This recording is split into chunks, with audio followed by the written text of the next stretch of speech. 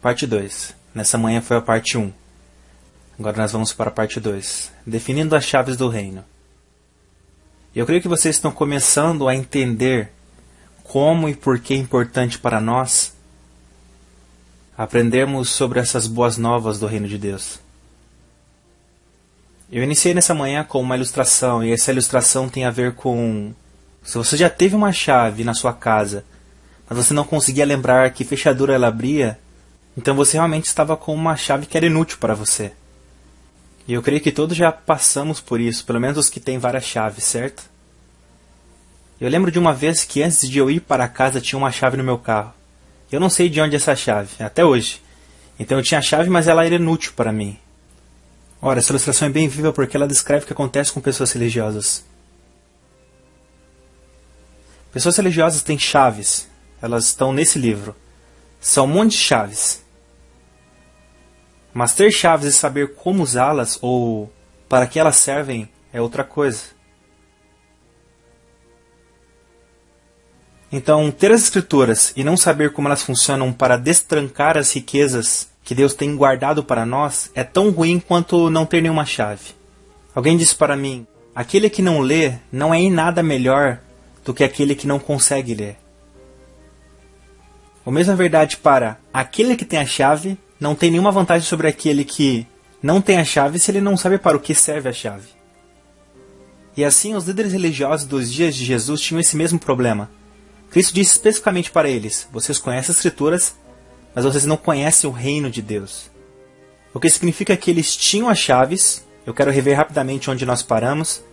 Nós começamos com uma passagem que sugere e enfatiza a importância do reino de Deus. No capítulo 4 do livro de Lucas, Cristo nos disse por que ele veio. Ele disse, eu preciso pregar as boas novas do reino de Deus para outras cidades também. Por quê? Porque é por isso que eu vim. Eu acho que é importante nós lembrarmos disso nessa noite.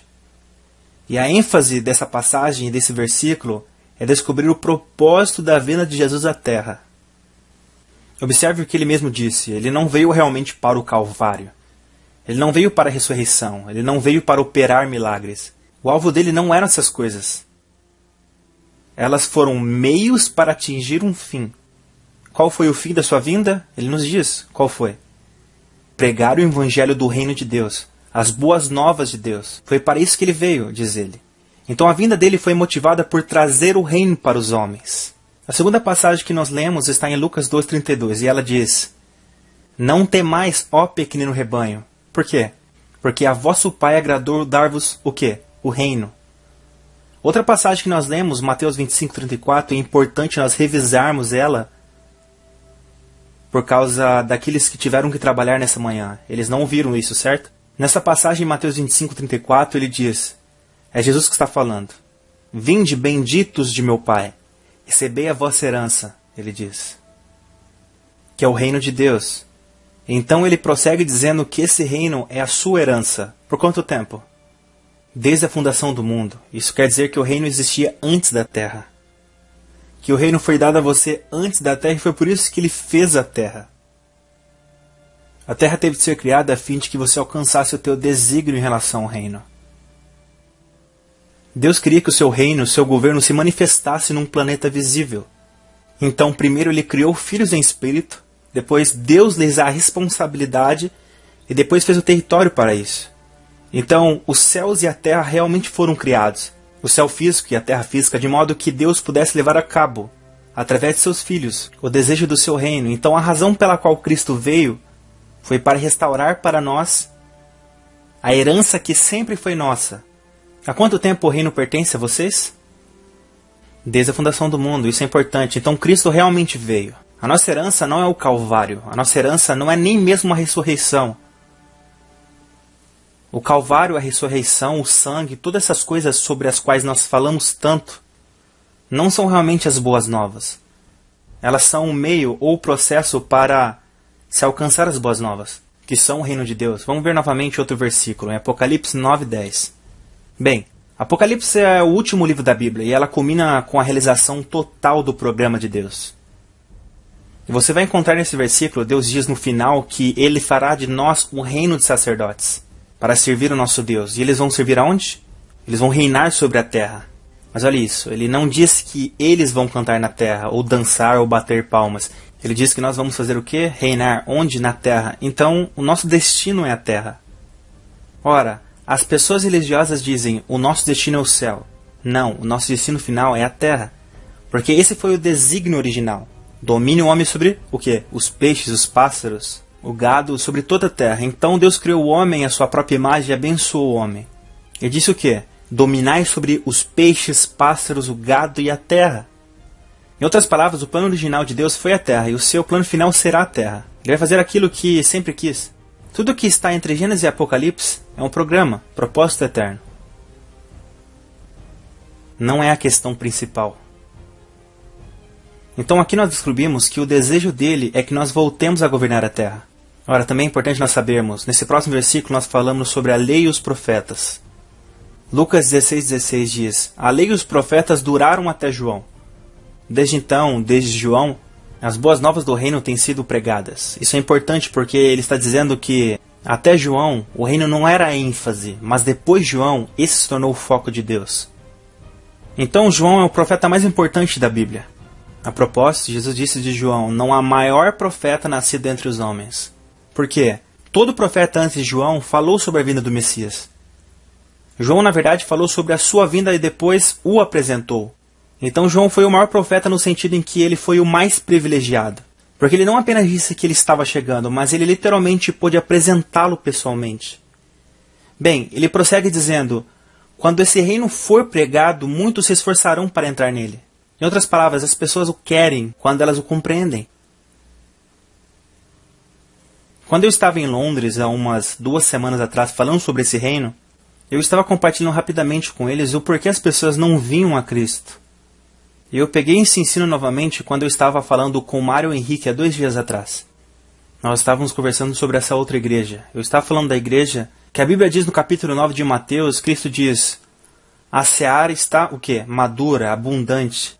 Ora, observe, para quem ele está olhando? Para a humanidade e para os judeus. E há 2000 anos atrás o que ele disse? Que os campos estavam prontos para a ceifa. Isso quer dizer que nesse momento a seara deve estar apodrecida, fedendo. Sabe, se vocês deixam maçãs ou mangas e não colhem elas, você sabe o que acontece, certo?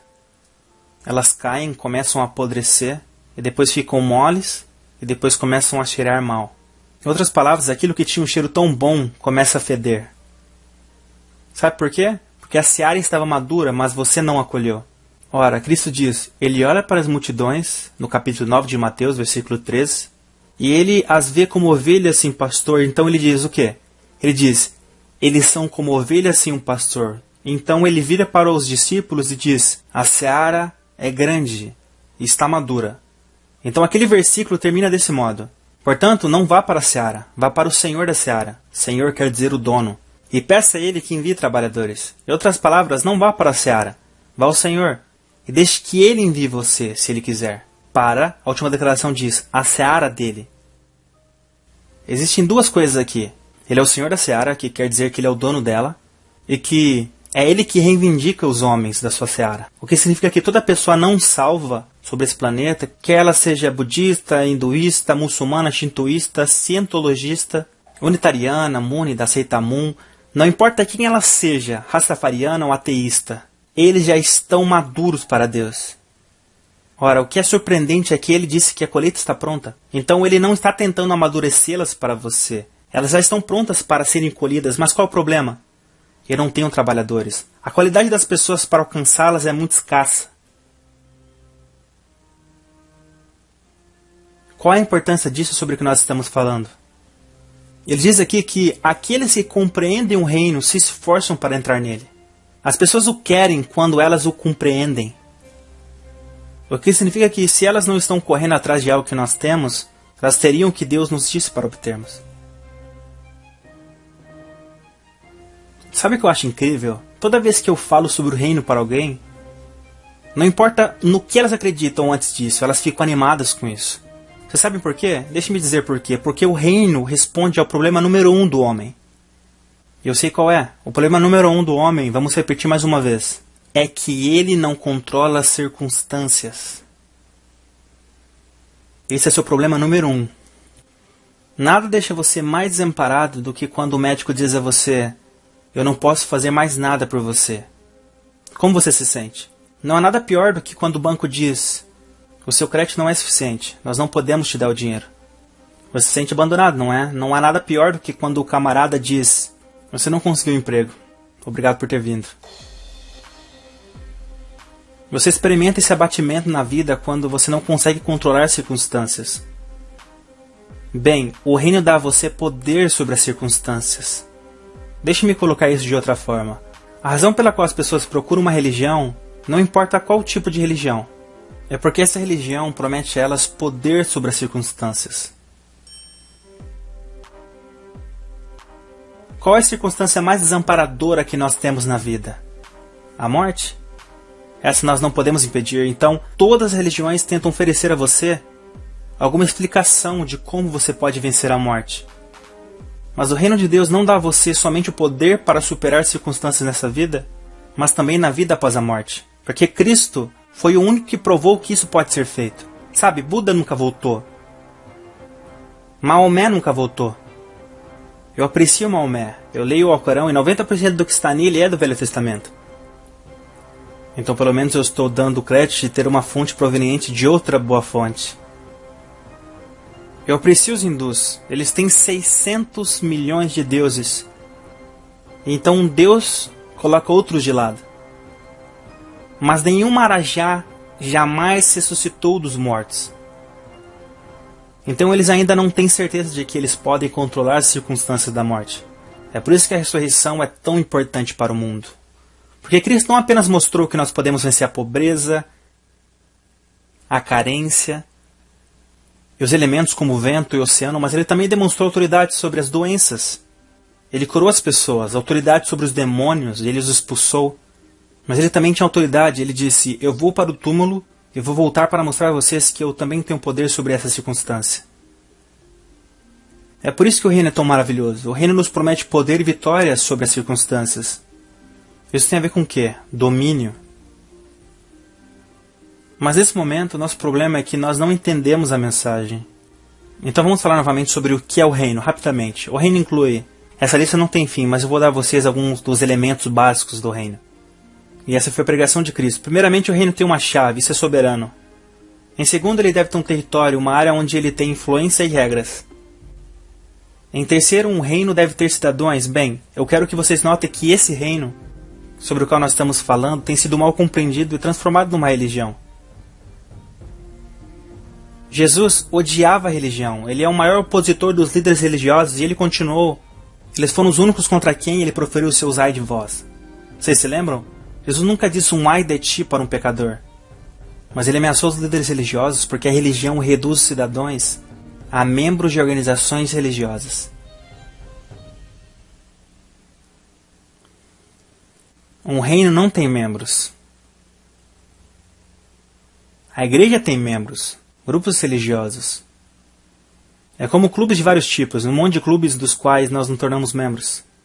E assim nós não experimentamos a realidade da vida do reino porque nós somos membros religiosos.